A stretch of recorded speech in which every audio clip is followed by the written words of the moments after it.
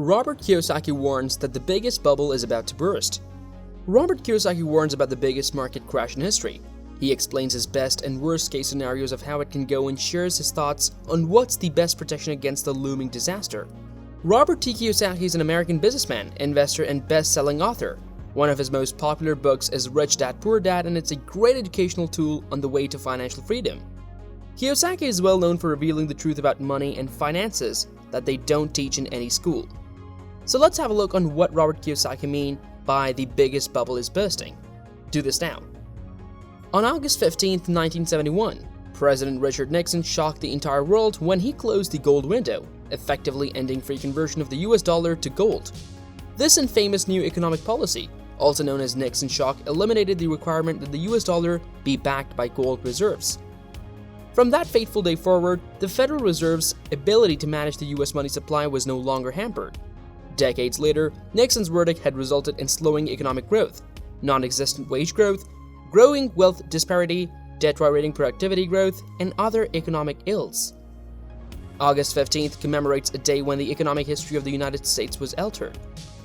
President Nixon's pen stroke imposed a new standard of economic policy on the American people, along with promises of increased economic growth, high levels of employment, and general prosperity. What we now know almost 50 years later is that freeing the United States monetary system from the discipline of a gold standard enabled the Fed to take the lead in replacing the virtuous cycle with the unvirtuous cycle. By removing the risk of global redemption of the US dollars for gold, the government and its citizens lost the discipline, or checks and balances on deficit spending. The Federal Reserve's powerful influence on interest rates made it cheaper for households and governments to borrow and spend, making debt more appealing to citizens and politicians. Personal consumption and government spending are the two largest components of economic activity, accounting for roughly 70% and 20% of GDP respectively. Buying or selling a home is far more complicated than trading stocks or bonds. However, some of the principles apply, such as looking at long-term averages rather than short-term ups and downs. A housing bubble, like a sharp increase in the price of any product or service, usually begins with a surge in demand and a limited supply. As more buyers enter the market, demand rises. Franklin D. Roosevelt was elected President of the US in 1933 on the promise of putting an end to the Great Depression, which had driven the national unemployment rate to 25% and destroyed the economy. The international economic management system put in place at Bretton Woods in 1944 was crumbling, so Nixon really didn't have much of a choice. The agreement linked several currencies to the dollar at a set exchange rate, including the pound, the French franc, and the German mark. The value of the dollar was fixed to the price of gold at $35 per ounce in order to maintain system stability. Any nation that accumulated dollars through running a trade surplus with the US was able to exchange them for gold. Nixon insisted that his decision to close the gold window was only temporary, but it was not. It was as significant as Britain's decision to decouple the pound from the gold 40 years earlier, in August 1931. That marked the end of the classic 19th century gold standard. Nixon's choice served as evidence that its replacement was no longer necessary. The model of butter versus guns in macroeconomics is an illustration of a straightforward production possibility frontier. It illustrates the link between a country's expenditure on defense and consumer goods. The guns or butter model is frequently used to simplify how much of GDP is spent on national spending. This could be compared to the decision made in more complex economies between defense and non-defense spending. The country will have to decide which ratio of guns to butter best meets its needs, with its decision being somewhat influenced by the military spending and stance of potential adversaries. Quantitative easing is a monetary policy in which a central bank, such as the US Federal Reserve, buys securities on the open market in order to lower interest rates and expand the money supply. New bank reserves are created as a result of quantitative easing, giving banks more liquidity and promoting lending and investment. The Federal Reserve carries out QE policies in the US.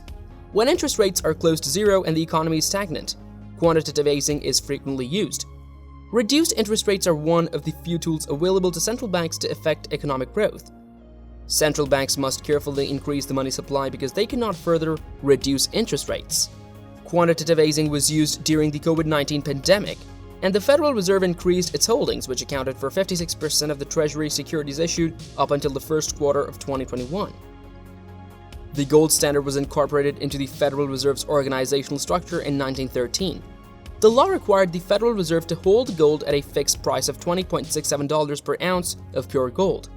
which was equal to 40% of the value of the currency it issued, technically known as the Federal Reserve Note, but commonly known as the dollar. A government-issued currency known as fiat money is one that is not backed by a physical good like gold or silver, but rather by the issuing government. Instead of having a backing in the form of a valuable commodity, fiat money derives its value from the interaction of supply and demand and the stability of the government that issues it. The US dollar, the euro, and other significant global currencies are among the majority of contemporary paper money.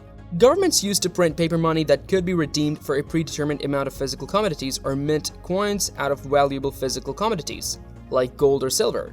These practices gave rise to fiat currency. But because there is no underlying asset supporting fiat, it is not convertible and cannot be redeemed. Now the question that comes in mind is what would occur if the US dollar fell? The value of the US Treasury may decline along with the value of the dollar, which raises Treasury yields and interest rates. Mortgage rates are primarily influenced by the yields on Treasury notes. It might also imply that sovereign wealth funds and central banks abroad are holding less US currency. In 1970, the inflation rate was 5.72%. Inflation is now 8.2% higher than it was last year. If this figure holds, $100 today will have the purchasing power of $108.2 next year. The current inflation rate page provides more information on the most recent inflation rates.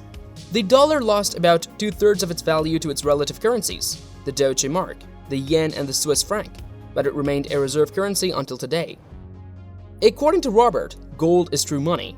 My father taught me about gold a long time ago, before we deviated from the gold standard. My father was one of the few people who testified against abandoning the gold standard before the Senate Committee on Money and Banking. And my father was the only one who predicted that if he abandoned the gold standard, the price of gold would rise while the value of the dollar would fall. As a result, there is a great deal of inflation. The head of the Federal Reserve and the Secretary of the Treasury, among other government witnesses, all agreed that if we abandoned the gold standard, gold's then current price of $35 per ounce, they predicted a decline in the price of gold. They believed that the dollar supported gold rather than the other way around. They were discussing how great the economy would be if the gold standard were to be abandoned. If the dollar is no longer the reserve currency, what happens? If the dollar were to lose its position as the world's reserve currency, it would probably take the same course as the English pound did almost 80 years ago, devaluation. Or more precisely, the sudden realization by the public that insidious and ongoing devaluation has been taking place, albeit covertly. The US trade deficit decreased to $67.4 billion in August 2022, the lowest level since May of last year, and slightly less than the market expectations of a $67.7 billion gap.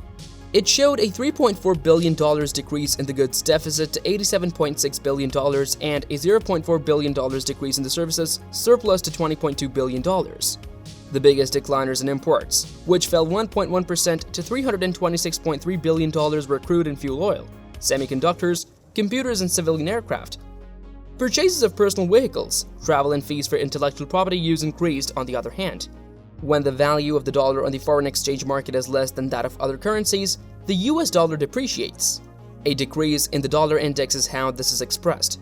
For the most part, this means that a foreign currency, like the euro, can purchase a growing number of dollars.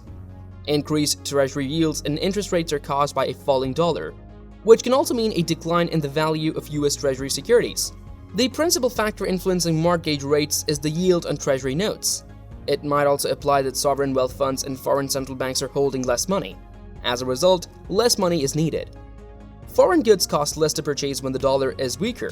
Import costs rise as a result, fueling inflation. Investors in the benchmark 10-year Treasury and other bonds sell their holdings denominated in dollars as the value of the dollar declines.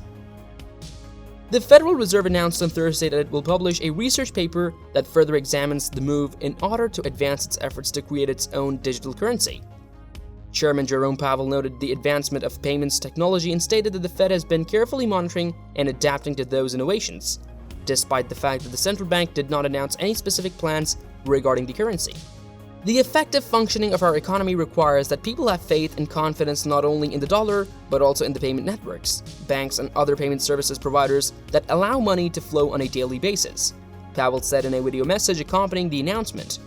Our focus is on ensuring a safe and efficient payment system that provides broad benefits to American households and businesses, while also embracing innovation, he said.